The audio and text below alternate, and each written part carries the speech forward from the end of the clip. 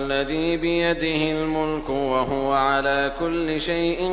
قدير الذي خلق الموت والحياة ليبلوكم أيكم أحسن عملا وهو العزيز الغفور الذي خلق 7 سماوات طباقا